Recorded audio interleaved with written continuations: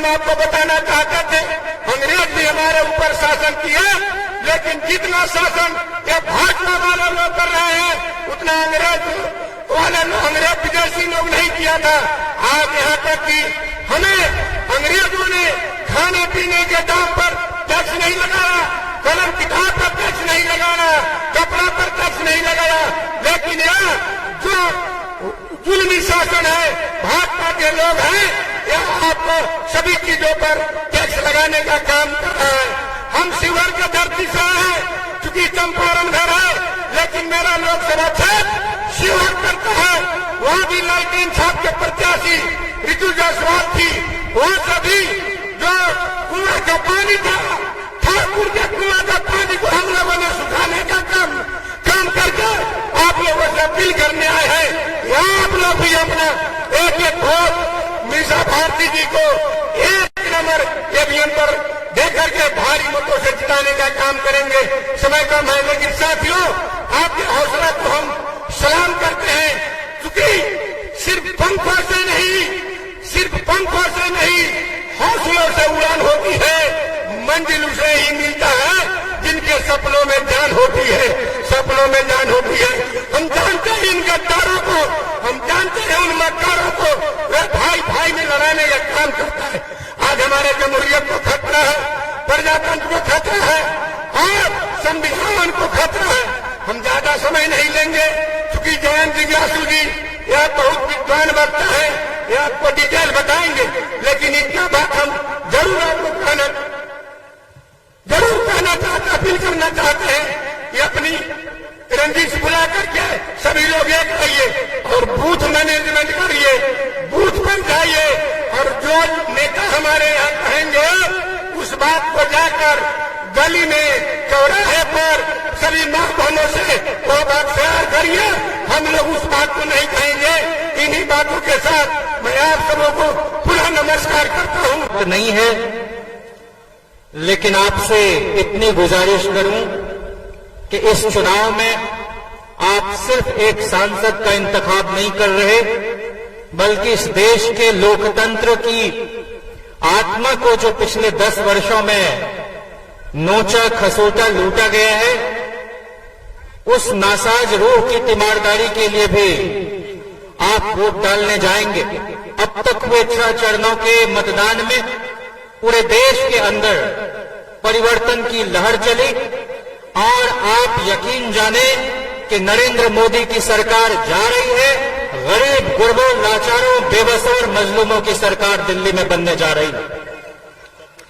और हमारी सरकार कोई पूंजीपतियों और उद्योगपतियों पर मेहरबान नहीं होगी, बल्कि हमारी सरकार इस बात को सुनिश्चित करेगी कि दिल्ली के सत्ता के गलियारे में कोई दलाल, कोई बिचौलिया नजर नहीं आएगा और किसानों के हक में कानून बनेगा।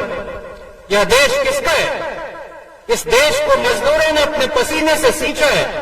इस देश को आजाद कराया गांधी ने, आजाद ने, हसरत मोहानी ने, राजेंद्र प्रसाद ने, लोहिया ने, जयप्रकाश ने, कर्पूरी ने, जगदेव ने, और उनके इस मुल्क को किस तरह से बर्बाद किया गया। 16 लाख करोड़ रुपए उद्योगपतियों के माफ किए गए और किसान आज आत्महत्या करने पर मजबूर है। 5 बार लोकसभा के सांसद रहे, 1 बार राज्यसभा के सांसद रहे, 1 बार विधान परिषद के सदस्य रहे आपके निवर्तमान एमपी जो है राम कृपाल जी। और उन्होंने जिस गांव को गोद लिया मसौरी में, कल वहीं घूम रहे थे सोनमई, मधुबन, वहां की माओ ने कहा कि जो इंदिरा आवास के तहत आवास लालू जी के समय में बना, उसके बाद विकास का कोई काम नहीं।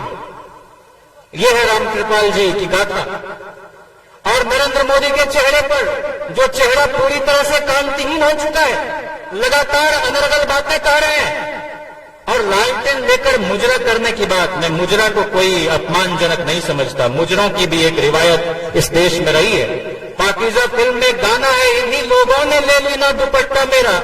इस देश की माओ, बहनों, महिला साथियों का दुपट्टा सलामत रहे, इसी की चिंता करने का काम इंडिया है। उसकी सरकार बनेगी तो मणिपुर में जिस तरह से निर्वस्त्र घुमाया गया हमारी माओ बहनों को, इस बात की पुनरावृत्ति नहीं होगी।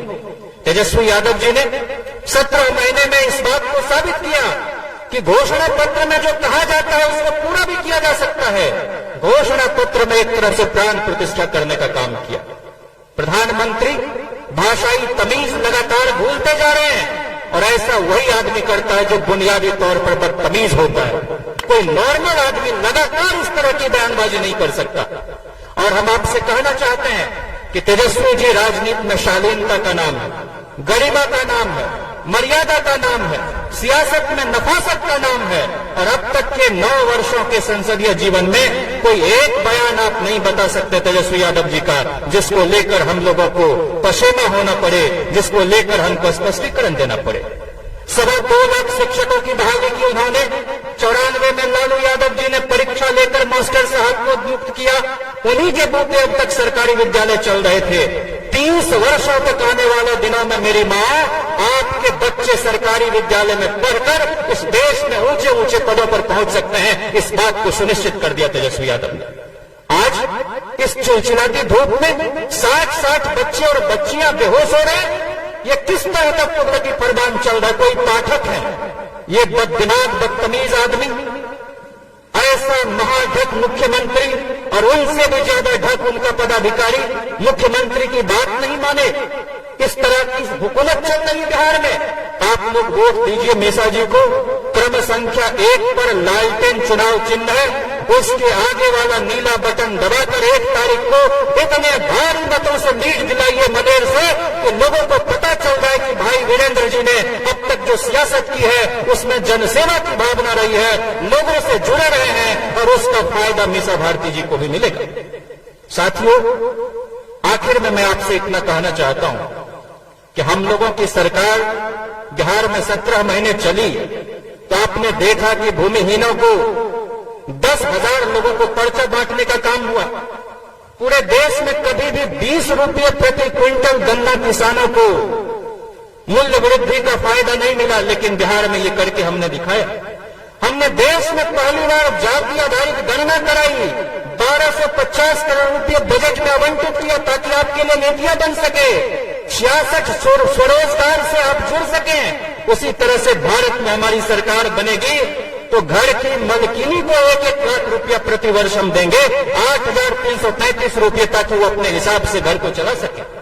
1 करोड़ नौजवानों और नवयुवतियों को हमारी सरकार नौकरी देगी। और गरीब आदमी के लिए सस्ते से सस्ता डॉक्टर भी महंगा होता है, इसलिए स्वास्थ्य का अधिकार कानून भारत में बनेगा ताकि बुजुर्गों को, महिलाओं का इलाज ठीक से हो सके, और ये चिंता हमारी सरकार करेगी। साथियों, अंत में आपसे इतना ही कहना है कि हमारी सरकार इस देश में जिस तरह से एमएलए एमपी को क्लर्क बना के छोड़ दिया गया है, नरेंद्र मोदी अपने मंत्री को मुलाजिम की तरह ट्रीट करते हैं, और यही बीमारी नीतीश जी को भी लगी हुई है। हम लोग लोकतंत्र को बचाने के लिए, संवैधानिक मूल्यों को पुनर्स्थापित करने के लिए काम करेंगे। और हमारी सरकार जनता दल की थी 96 में, राष्ट्रीय अध्यक्ष थे लालू प्रसाद जी, फूड और कंज्यूमर अफेयर्स मिनिस्टर थे देवेंद्र यादव जी। पहली बार देश में लाल कार्ड, पीला कार्ड लेकर आए, सस्ते दर पर गेहूं और चावल दिया इस देश के नागरिकों को। खाद्य सुरक्षा कानून बनाए यूपीए की सरकार जब 24 एमपी राष्ट्रीय जनता दल का जिताकर आपने भेजा था, और 13 रुपये में राशन मिलता था आपको। ये क्या कहा कि हम मुफ्त में दे रहे हैं? अरे दिया सलाई भी इस देश में मुफ्त में नहीं मिलती है, गरीब गुरबे लोग उसके लिए टैक्स देते हैं।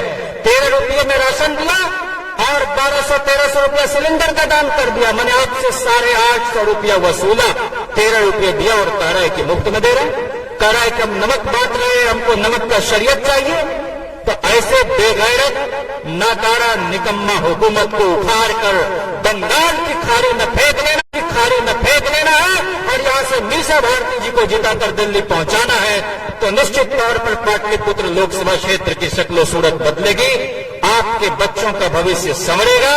और जिस तरह से मनेर में भाई वीरेंद्र जी ने आपके दुख सुख में शिरकत की है, मीसा भारती जी हो सकता है आपके मरनी हरनी में भोज भात में थोड़ा कम आए, लेकिन आपके अधिकारों की हिफाजत के लिए दिल्ली में मुस्तैदी से खड़ी रहेंगी। मीसा भारती उस धैर्य से भरी मां और उस पराक्रमी पिता की पहली संतान है जिनको उनका नाम भी उनके माता पिता ने नहीं बल्कि इस देश को बनाने वाले लोकनायक जयप्रकाश नारायण ने उस समय दिया जब हमारे महापुरुष, हमारे महारथी सब जेल में बंद थे। हम लोग ज्यादती के खिलाफ लड़ने वाले लोग हैं, इसलिए इस सरकार का भी वक्त हो चुका। 10 साल कोई कम नहीं होता। और आखिर में मैं आपसे कहूं कि मिथकीय चरित्रों में भी बड़े लोग थे, लेकिन बावजूद इसके कृष्ण गाय चराया करते थे, बलराम हल चलाया करते थे। आज उसी गाय के नाम पर जिस तरह से ये लोग हुड़दंग कर रहे हैं और किसानों के हल की मूंछ पर जिस तरह से गिद्ध दृष्टि इनकी लगी हुई है, उस हल को बचाना है, उस खेत को बचाना है और किसानों को 10 फसलों पर न्यूनतम समर्थन मूल्य देना है ताकि उतने से कम में किसी की फसल नहीं बिके और किसानों को उसकी जेब में सही मुनाफे के साथ पैसा जाए ताकि वो अपने बच्चों को लिखा पढ़ा सकें। इसी उम्मीद और यकीन के साथ कि हमारी सरकार, हमारी पार्टी सबको साथ लेकर चलती है। जिस समय लालू जी मुख्यमंत्री थे, 28 अगड़ी जाति के विधायक चुन के आए थे, 18 को मंत्री बनाया। 63 पिछड़े जीत के आए, 31 को मंत्री बनाया। 22 दलित जीत के आए, 11 को मंत्री बनाया। 12 मुसलमान जीत के आए, 8 को मंत्री बनाया। 2 आदिवासी जीत के आए, दोनों को बनाया। 19 कुशवाहा को टिकट दिया, 17 जीत के आए, 15 को मंत्री बनाया। इसलिए हम कोई एमवाई की पार्टी नहीं, शुरू से हम लोग सब लोगों की पार्टी रहे हैं, सबको मान सम्मान देने का काम किया है और इसी भावना के साथ हम लोग आगे काम करेंगे। इन्हीं शब्दों के साथ आपसे फिर एक बार अपील करते हुए कि ईवीएम के क्रम संख्या 1 पर आपके हसरतों की पार्टी जो है राष्ट्रीय जनता दल, उसका चुनाव चिन्ह है लालटेन, उसको अपना सहयोग, समर्थन और स्नेह देकर उस पर बटन दबाकर भारी मतों से मीसा जी को जिताएं। दिल्ली में अपनी हुकूमत जब आप बनाएंगे तो 2025 में बिहार को संवारने वाले तेजस्वी यादव जी के मुख्यमंत्री बनने का भी रास्ता साफ हो जाएगा। कहने के लिए बहुत बातें हैं, लेकिन मैं सीधा मुद्दे की बात कहता हूं और मुद्दे की बात यह है कि अब देश में जो विचारधारा का लड़ाई चल रहा है वो 2 धारे की लड़ाई है और ये लड़ाई सच और झूठ की लड़ाई है। एक तरफ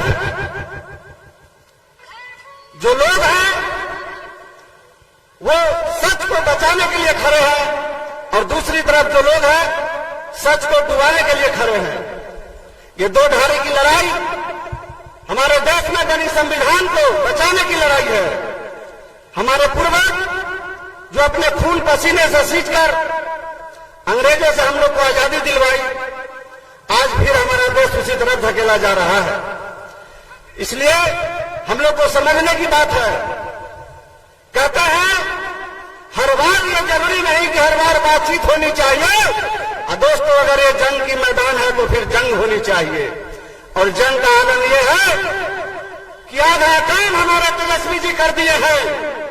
आधा काम वो ये कर दिए कि 70 साल में जो नहीं हुआ वो उन्होंने कर दिखाया और 70 साल में यह नहीं हुआ कि आप देख रहे हैं कि 34 साल का नौजवान भारत के प्रधानमंत्री को बिहार में 12 बार बुलाकर और रोड शो करने पर मजबूर कर दिया।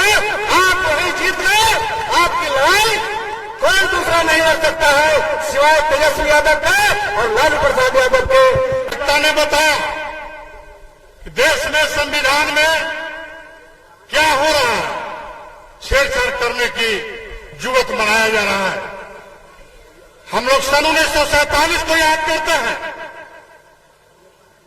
हम लोग सन 1947 में जन्म नहीं लिए, लेकिन जो भी हमारे महापुरुष लड़ाई लड़ा, हमने उनका इतिहास पढ़ा और हर बच्चे पढ़ते हैं स्कूल में और बुजुर्गों से सुनते हैं। उस सुनकर के हम लोग के शरीर का रोंगटे रोंगटे खड़ा हो जाता है। आज हमारे आजाद देश में 10 साल के अंदर जैसे लगता है कि हम लोग गुलाम नागरिक हैं, तो हम लोग को इस बात को समझना होगा कि आजादी से पहले हम लोग लेखे नहीं और आजादी के बाद 75 साल आजादी के मिला, जिसमें 10 साल बीजेपी लोगों को हमारे महान जनता ने समर्थन दिया और यह सरकार चलाते हैं। 10 साल पूरा होने जा रहा है, लेकिन 10 साल में अपना दशा बदल लिए और जनता को भी दशा बदल दिए। अच्छे दिन आएंगे, हम लोग के बुरा दिन देखने को मिल रहा है। नौकरी के प्रलोभन दिए, पकौड़े बेचने के लिए कह दिया कि ग्रेजुएशन करेगा नौजवान पकौड़े बेचेगा, पकौड़े बेचने के लिए उतार दिया। आज हम लोग के राशन 5 किलो दे करके ठग रहे हैं। हर चीज की महंगाई, 10 रुपया का साबुन लेने जाइए, एक दिन में एक आदमी निहार रहा है, खत्म हो जा रहा है। एक गंजी का जो कीमत है 25 रुपया, आज गंजी का कीमत 100 रुपया हो गया, एक लुंगी का कीमत 300 हो गया। ये सब समझने की जरूरत है और कहने की ज्यादा जरूरत नहीं है, सभी जनता समझ रही है। जो 30 रुपया का दिहाड़ी पर 10 साल पहले काम करता था, आज 500 दिहाड़ी मिला, फिर भी पूरा नहीं हो रहा है। इसलिए सभी हमारे गरीब नौजवान क्रांतिकारी साथी, बड़े लोग तो बड़े लोग हैं, ये गरीब 80% है। 80% वोट के चोट से मारेंगे तो दिल्ली हिलेगा, दिल्ली। ये केवल मीसा भारती नहीं जीतेगी, दिल्ली हिलेगी। और हम लोग का हथियार वोट है। हम लोग के पूर्वज तो AK-47 और बम बारूद चला कर जीता था, लेकिन हम लोग 1 तारीख को केवल मेहनत कर देंगे, सुबह से लेकर शाम तक एक एक वोट ईवीएम में डाल देंगे तो हम दिल्ली को कबार देंगे 4 तारीख को। इन्हीं चंद शब्दों के साथ मैं अपनी वाणी को विराम देता हूँ। जय हिंद, जय भारत, जय मीसा भारती।